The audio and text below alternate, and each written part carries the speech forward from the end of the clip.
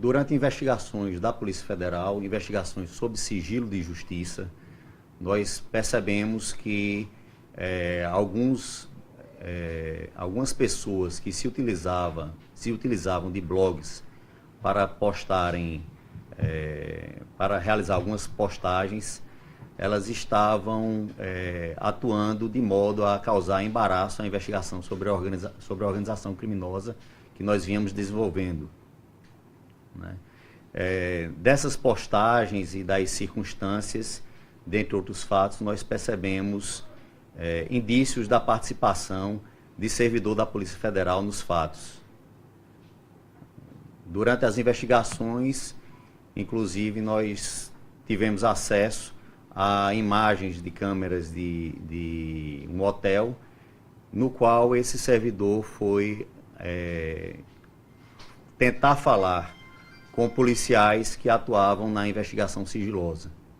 Nós conseguimos comprovar que realmente havia o vínculo entre esse servidor policial federal com alguns desses blogueiros, que ao realizarem essas postagens, eles tinham interesse não de informar, mas o interesse prévio, pré-determinado, de causar embaraço à investigação da Polícia Federal, que envolvia organização criminosa, como também de causar danos a imagens de pessoas, em especial políticos, empresários, servidores públicos.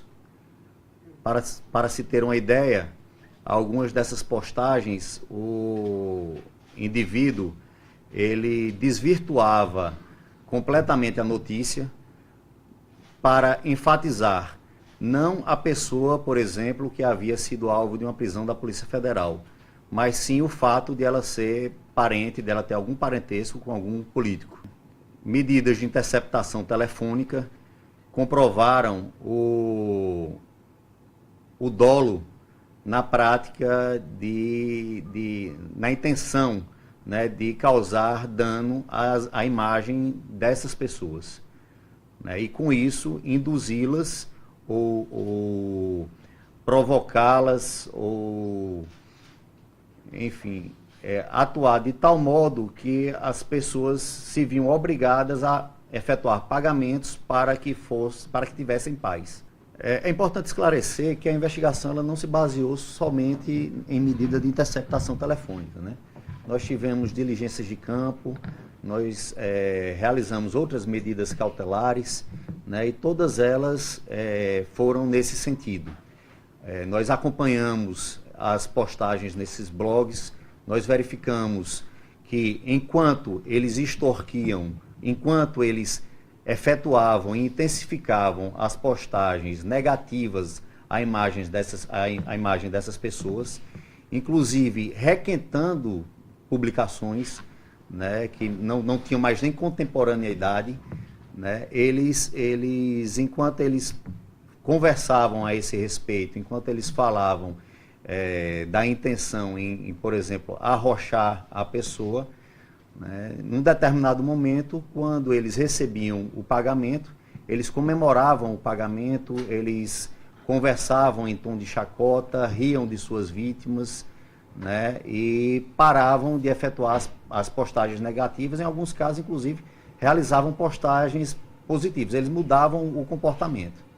Essas pessoas, elas se aproximaram desse policial federal, solicitaram dele informações privilegiadas, informações sob sigilo de justiça, que ele tem um dever funcional de não prestá-las, né, e que informações que todos sabem que, se divulgadas anteriormente, evidentemente causariam embaraço, prejuízo à investigação, na medida em que permitiria o conhecimento prévio dos investigados, a destruição de provas, a fuga, né, e por aí vai.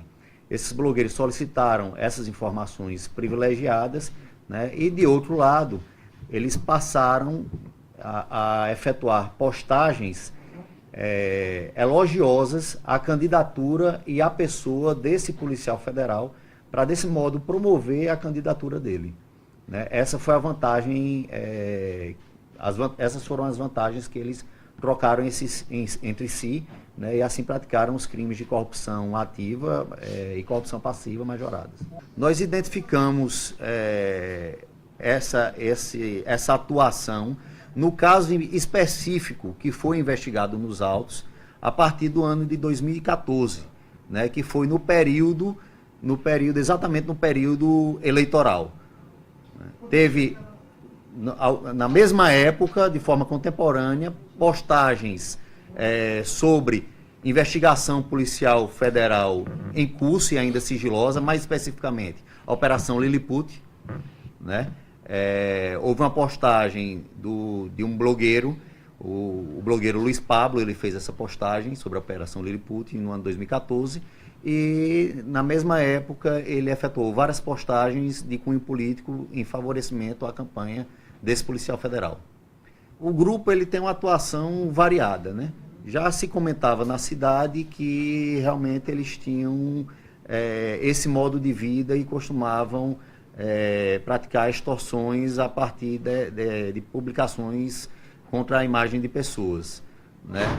Mas, no caso específico, nós percebemos uma predileção por grandes empresários, né, e também por algumas pessoas politicamente expostas. O valor variava de acordo com a vítima. A depender da vítima, tinha pessoas que chegavam a pagar R$ 1.500 para retirar uma postagem, ou chegando a 10 mil ou até mais. Há registro, inclusive, de um caso em que, pelo poder econômico da vítima, e que vinha sendo perseguida desde o ano 2013, esses blogueiros se reuniram sob o comando do principal, que já foi citado, né? E a partir disso aí eles conseguiram extorquir do empresário uma alta soma que teria permitido ao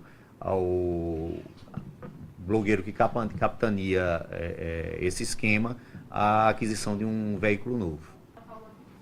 Mas tem valor aproximado de quanto essa quadrilha aí estava extorquindo? Nós ainda não estimamos, mesmo porque eles evitavam tratar a esse respeito.